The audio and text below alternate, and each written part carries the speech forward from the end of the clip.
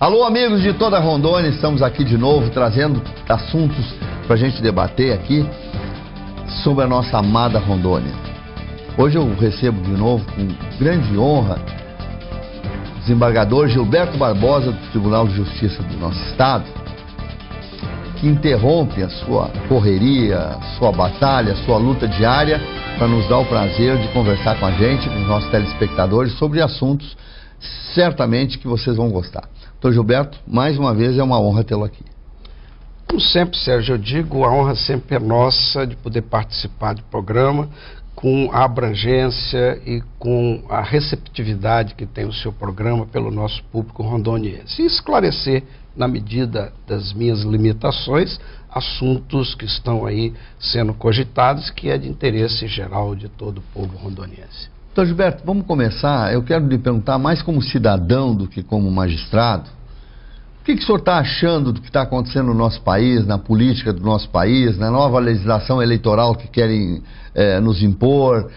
Qual é a sua visão sobre tudo isso? A minha visão não deve ser muito diferente de qualquer cidadão que acompanha os últimos acontecimentos no nosso Parlamento Federal.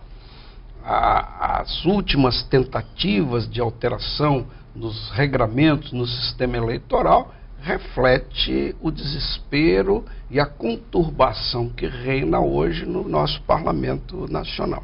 Verdade. E aí, o senhor acha que tem alguma chance de melhorar a estrutura política, tipo uma lei que cria, por exemplo, um tipo de distritão? Olha, primeiro nós não podemos denominar como se está sendo feito essa alteração que se pretende fazer como uma reforma política. Longe está de ser uma reforma política. Isso não passa de uma meia sola. Porque na minha concepção, que alguns parlamentares hoje pretendem alterar o sistema eleitoral. Há que se perceber que há um desgaste muito forte dos partidos políticos no atual contexto nacional. O sistema que vige hoje, a forma de se escolher os nossos representantes, seja no Parlamento Federal, seja no estadual, seja no municipal, é o sistema de voto proporcional. Nesse sistema de voto proporcional, o candidato está intimamente ligado a uma agremiação política. Tanto é que, se observar no dia lá que nós vamos exercer o nosso direito de voto, tem lá o número do candidato. Mas antes do número do candidato vem o número do partido. Então, o candidato que o eleitor muitas vezes escolhe, muitas vezes até não é eleito, e quando eleito, pode levar outros candidatos que não foi escolhido pelo aquele eleitor. É o conhecido fenômeno que se fala hoje, que é o fenômeno tiririca. O que é o fenômeno tiririca? Ou seja, é um artista, um artista de circo, que lá em São Paulo, em razão da sua notoriedade, elegeu-se com um número exorbitante de votos e levou consigo mais lá 2 ou 3. Então, nesse sistema atual, há um fortalecimento do partido político. Como os atuais ocupantes de cargos no parlamento percebem o desgaste do partido político, criam a opção do distritão. Por quê? Porque no distritão, diferentemente do que ocorre no sistema vigente, que é do voto proporcional, não se vota no partido e sim no candidato. Ou seja, o candidato se desgarra do partido político. Mas, como também no sistema proporcional, tem também as suas deficiências nesse sistema que se pretende impor, que é o distritão. Qual é o problema para a escolha do candidato nesse sistema que se está se cogitando? É que ele privilegia o candidato mais popular. Ou seja, tem mais chance de reeleição os caciques. Tem mais chance de eleição os candidatos mais conhecidos da mídia dos menos conhecidos. Então, Esse é um problema gravíssimo e mais, quando se distancia a candidatura do partido, encarece a eleição. E é por conta disso que já corre por fora um nome pomposo que se está dando aí a um fundo de financiamento da democracia, que vai custar a bagatela de 3 bilhões e 600 milhões de reais. Isso fora os 800 milhões que já... Fora o fundo partidário. Esse então, Gilberto, o fundo partidário continua. Aí a pergunta é óbvia. Num país pobre como o nosso, onde os hospitais não têm remédio, estão superlotados, onde as crianças estão morrendo de fome, nós temos dinheiro, 3 bilhões, quase 4 bilhões e meio, somando tudo, para gastar com a eleição? Evidente que não. Até porque, veja bem, esse valor, se aprovado, esse fundo de financiamento da democracia, certamente cairá no Supremo Tribunal Federal, que ele é inconstitucional. Agora, é que se pensar também, Sérgio, que a democracia tem um preço, precisa se pagar pela democracia. De algum lugar, evidentemente, tem que sair o dinheiro para o financiamento dessa campanha eleitoral, que não custa barato. Agora, o que não pode é, no momento marcada e violenta crise econômica que passa o país, tirar, e não se sabe de onde ainda, quase 5 bilhões de reais para financiar uma campanha eleitoral. Isso é desarrazoado, isso é fora de qualquer razoabilidade e não pode ser aceito pelo eleitor. O senhor disse que é inconstitucional. Por quê, doutor Gilberto? Primeiro porque criou-se um teto de gastos no serviço, na administração pública, e isso extrapola o teto. Segundo, que não diz de onde vai sair o dinheiro. E é obrigado para qualquer gasto público? Tem que ver de onde vai sair o dinheiro. Então, eu não creio até que vá passar. Até porque também, isso seria aí na ideia dos idealizadores dessa alteração do sistema eleitoral, seria aí um sistema de trespasse, ou seja, seria um sistema que valeria apenas e tão somente para as próximas eleições de 2018 e para as eleições de 2020. Seria aí uma transição. Num estado como Rondônia, que é grande geograficamente, tem populações concentradas nas grandes cidades, os candidatos dessas regiões teriam mais chance, na sua opinião, numa eleição como a que está se antevendo, se fosse nesse novo processo? O que ocorre no cenário nacional replica em Rondônia. Veja bem, o sistema denominado distritão favorece aqueles detentores de cargo eleitoral, aqueles que ocupam, no caso de Rondônia, uma cadeira de deputado estadual ou, nas eleições de 2020, de vereador. A proporção do que ocorre no cenário nacional repete-se em Rondônia. E para o executivo, mudaria alguma coisa nos cargos executivos? Não, porque o sistema de escolha do chefe do Poder Executivo e do Senado Federal já é o sistema majoritário. Que é aquilo que se pretende no distritão, ou seja, no distritão será eleito aquele que obtiver o maior número de votos, independentemente da agremiação partidária. Aqui em Rondônia nós temos um estado que, de certa forma, hoje é uma pequena ilha, nem diria de prosperidade, mas de um pouco de paz num país que está fervilhando. O que o senhor acha que o nosso próximo governador deve pensar para manter esse quadro ou para melhorar ainda mais? Olha, é uma pergunta complexa, né? Pergunta complexa de responder, mas penso eu que se pensar e se trabalhar nos contornos da legalidade, coibindo qualquer tipo de corrupção e qualquer tipo de mau uso do dinheiro público, já está no caminho certo. Já é um avanço. Já está no caminho certo, porque são duas coisas perniciosas na administração pública: a corrupção e a má gestão.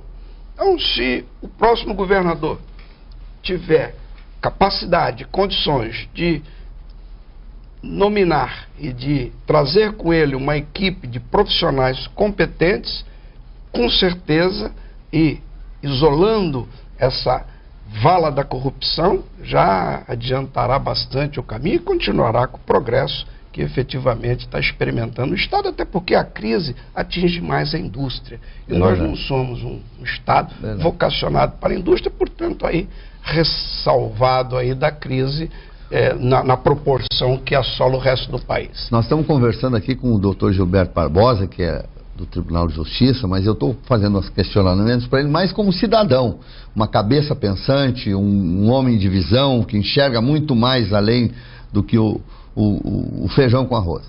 Então eu tenho uma pergunta nesse contexto, doutor Gilberto. Um governante, principalmente no estado de Rondônia, onde vive muito do contra-cheque, é sempre muito pressionado por reajustes de salários dos servidores. Ao mesmo tempo, a arrecadação não tem crescido muito. Como é que o senhor acha que o homem público deve contornar essas crises? Olha, primeiro, a recomposição salarial é constitucional.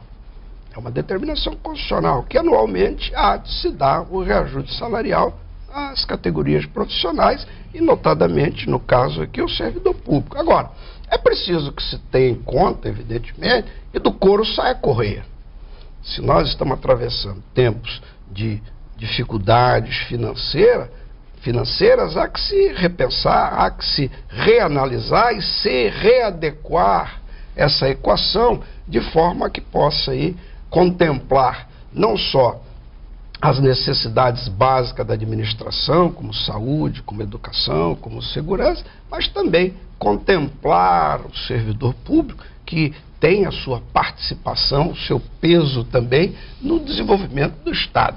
É preciso também que ele tenha uma contraprestação condigna e adequada ao desgaste ou à decomposição que tem a moeda ao longo de um ano de trabalho.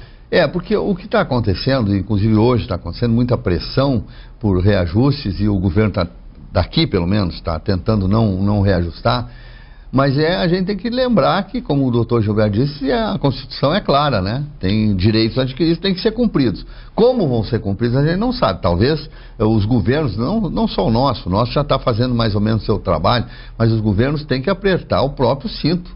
Com essa gastança toda, né, doutor Gilberto? Como é que vai cumprir todas as coisas? E com a corrupção, então? Veja bem, administrar com dinheiro não há tanta dificuldade. Não, claro. O bom administrador mostra a sua performance no tempo de vacas magras. Aí ele tem, evidentemente, que fazer lá uma alquimia e, enfim, fazer quase um milagre para, com pouco pano, cobrir o corpo inteiro. É verdade. Doutor Gilberto Barbosa, desembargador do Tribunal de Justiça de Rondônia. Aliás, o Tribunal de Justiça de Rondônia que é exemplo para todo o país. Várias iniciativas nascidas aqui, hoje, são copiadas em outros estados.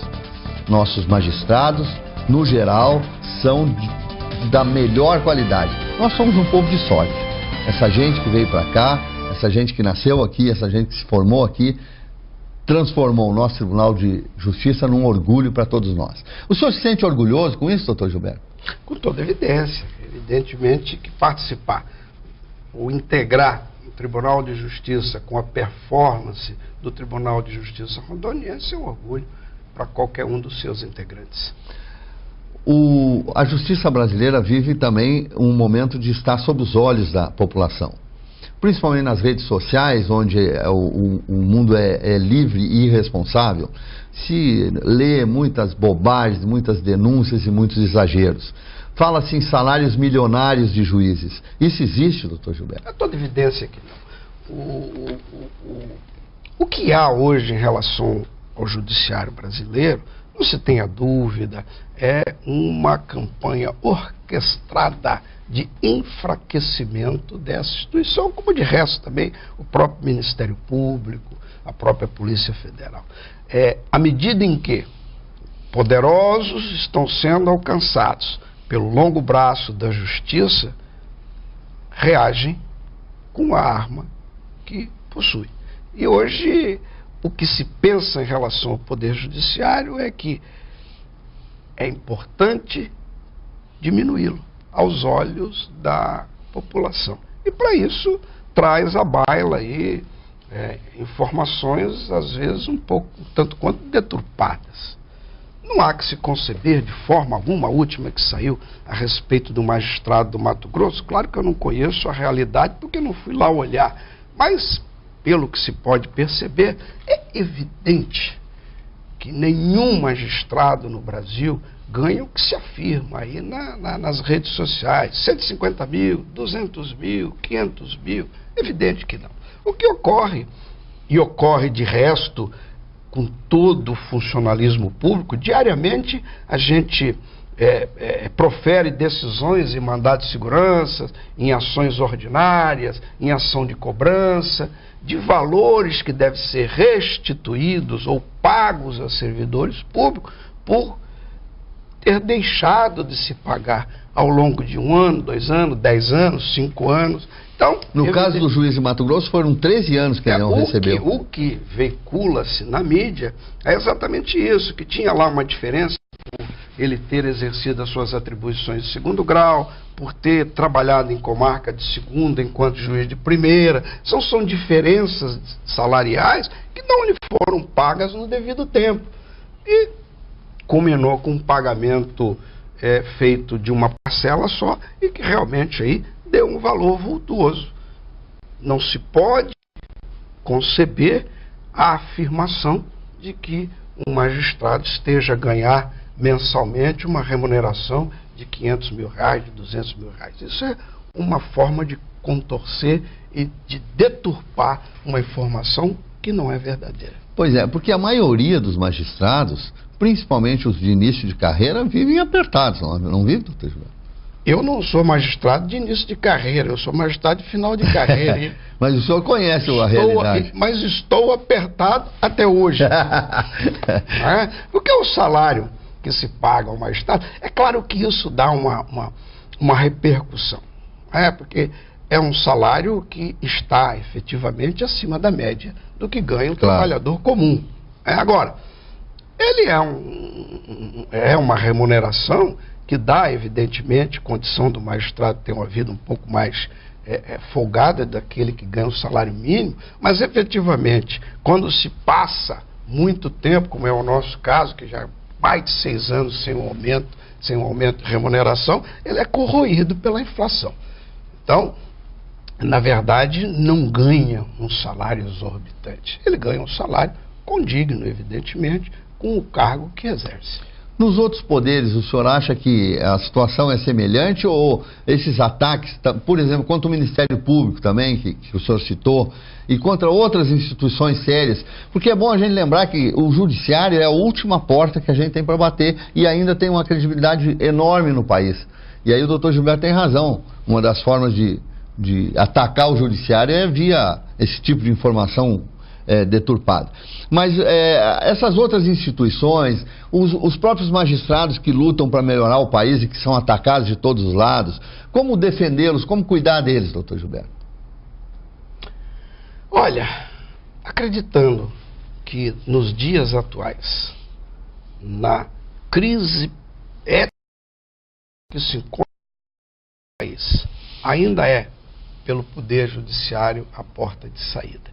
E o trabalho de saneamento, o trabalho de tirar do mundo político aqueles que são maus políticos está sendo feito.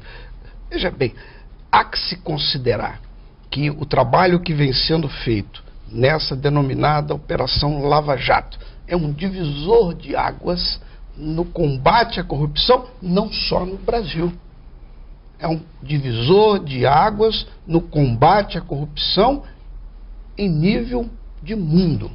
É uma operação que está sendo estudada e observada por operadores do direito de vários outros países. É um exemplo de trabalho a ser seguido pelo judiciário e pelas instituições de outros países mundo afora. E os tentáculos da operação a gente já sente aqui na América Latina, vários países já começaram a punir também seus corruptos lá, né? Porque a corrupção partiu daqui, mas o dinheiro foi para lá, para outros países, Paraguai, Equador e outros. Está ecoando, com certeza está ecoando em outros países vizinhos aqui. O senhor acha que o nosso país, doutor Gilberto, tem algum futuro que não viva em função de corrupção? E se tiver, onde nós temos que começar a mexer? Talvez nas escolas? Onde é que o senhor acha que nós temos que começar a mexer nas estruturas para daqui a 50 anos nos livrarmos, ao menos, dessa corrupção que parece que está arraigada no brasileiro? Olha, a corrupção não é um fenômeno que ocorre só no Brasil. É verdade. A corrupção ocorre no mundo inteiro. O que acontece no país, o que tem acontecido no Brasil, é que de uns tempos para cá, a corrupção foi institucionalizada e ganhou estatura e repercussão inadmissível. Agora, o que fazer para que tenhamos no futuro um país mais justo, mais igualitário, com menos corrupção? É preciso que se mexa na estrutura de tudo isso, que é a base de tudo isso, que é a família. A coisa começa na casa de cada um de nós. É preciso que tenhamos base familiar, que tenhamos uma boa educação às crianças nas escolas, aos adolescentes, para que possamos forjar um futuro melhor para o nosso país, com pessoas mais conscientes, com pessoas mais humanas, com pessoas que tenham condições de desfrutar mais daquilo que pode ser feito com a sua contribuição através dos impostos. Então, isso tudo é um trabalho, efetivamente, que, Sérgio, não se vai fazer num período de tempo muito curto. Claro, são as duas gerações, vai três. envolver aí gerações. Deixa eu lhe botar numa sinuca de bico, doutor Gilberto. Vou criar uma situação hipotética. O senhor é uma pessoa que tem sido sempre citada como uma das grandes lideranças no judiciário rondoniense. Vamos supor que um dia o senhor decida entrar para a política e um dia o senhor possa governar Rondônia. O senhor seria a favor ou contra a militarização das escolas? Desse processo de disciplina mais rígida e tal? Ou o senhor acha que do jeito que está bom? Olha... isso é a sinuca de bico que a gente chama, viu? O problema não é a chamada militarização das escolas. O problema é o pai e a mãe terceirizar a escola e a educação do seu filho. É verdade. Isso é que está equivocado. O senhor matou a questão. A escola não está lá para educar ninguém. A escola está lá para dar uma formação. Está lá para dar um conteúdo intelectual, uma formação intelectual com base na educação familiar. O problema é que hoje está se terceirizando a educação aos professores, o que é um equívoco. Agora, é evidente que o que precisa é formar melhor o quadro de professores, não que os que tenham aí hoje não sejam bem preparados, é evidente que são, principalmente em Rondônia, o que a gente tem notícia aí, e que a gente pode acompanhar mesmo à distância, é que nós temos professores com um denodo e uma dedicação ímpar no nosso estado. Agora, é preciso treinar mais professores, é preciso formá-los e dar a eles condições de passar ao alunado um conteúdo melhor, uma matéria melhor, com mais profundidade. E passa também, evidentemente, por melhor qualificação salarial desse segmento tão importante da sociedade. É verdade. Então, Gilberto, nós estamos vivendo sempre um círculo vicioso na política. Os homens bons não entram na política porque ela está cheia de coisas ruins e tal. E a política é coisa ruim, aí as pessoas do bem não querem se aproximar. O senhor é uma pessoa do bem, o senhor entraria para a política? Olha, eu estou lendo um livro e vi essa semana uma frase interessante. O autor diz lá o seguinte, que o maior problema no momento de ética, de crise ética na política, é a indignação passiva. Ou seja, é preciso que a indignação saia da passividade e venha, se torne em ação. Agora, é preciso também que se considere que o momento político ainda está muito turbulento. Ainda está uma política aquém do que deveria estar e é um pouco complicado. para pessoas que não é deste mundo adentrar a ele. Mas o senhor não respondeu se o senhor entraria. O senhor seria, assim, faz parte dos seus planos hoje ou amanhã ou daqui a 10 anos? Eu já disse outro dia, não sei se aqui no teu programa mesmo, ou se aqui na SIC TV, eu já disse que até o dia em que eu me desvestir da toga, sou magistrado. Claro. Enquanto magistrado, a minha defesa falar de política partidária, no sentido de candidatura ou de coisa dessa natureza. Agora, é preciso que, independentemente do segmento, independentemente da profissão exercida por aqueles cidadãos que tenham condições de exercer algum espaço político, deva ser feito. Porque, repito, não basta a indignação passiva. O senhor é daqueles, já que o senhor é do judiciário, que acham que ouvem as críticas, ou se acha que é crítica ou não, de que há muita judicialização das coisas, tipo judicialização da saúde, judicialização. Por que está havendo isso, doutor Gilberto, na sua opinião? Veja bem, fala-se muito em judicialização da política. Se está se judicializando a política, é porque a política no seu território apropriado está sendo feita de forma inadequada. Claro. Se fala-se na judicialização da saúde, é porque a saúde não está sendo prestada da forma que deveria ser por aqueles que têm essa atribuição. Então, eu mesmo, agora há pouco, antes de vir para cá, estava decidindo um mandado de segurança que o cidadão procurava, via judiciário, receber um medicamento que o Estado... Deveria dar e não dá. Não deu. Bom, quando eu digo Estado, não estou falando aqui... instituição. Estado, leia-se aqui município, leia-se aqui Estado e leia-se aqui a União.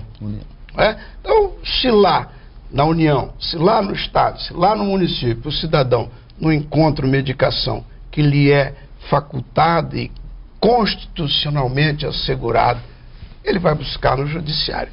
Doutor Gilberto, 30 segundos para uma mensagem assim para a nossa comunidade, para quem está desesperançado com as coisas no Brasil, o que o senhor diria? A mensagem que eu só posso dizer é de esperança. Há que perseverar, há que se acreditar que nós, depois dessa tempestade, virá com certeza tempos melhores. Agora, é preciso que cada um de nós, cidadão, exerça a sua cidadania na plenitude. E nas próximas eleições, antes de escolher A ou B, pense o quanto vale e a importância do seu voto. Você assiste esse programa como assistiu pela Sky, pela Record News, pela TV a cabo. E a partir de domingo, no site Gente de Opinião, toda a entrevista na íntegra. Para o Brasil, para Rondônia, para o Brasil e para o mundo. Até mais.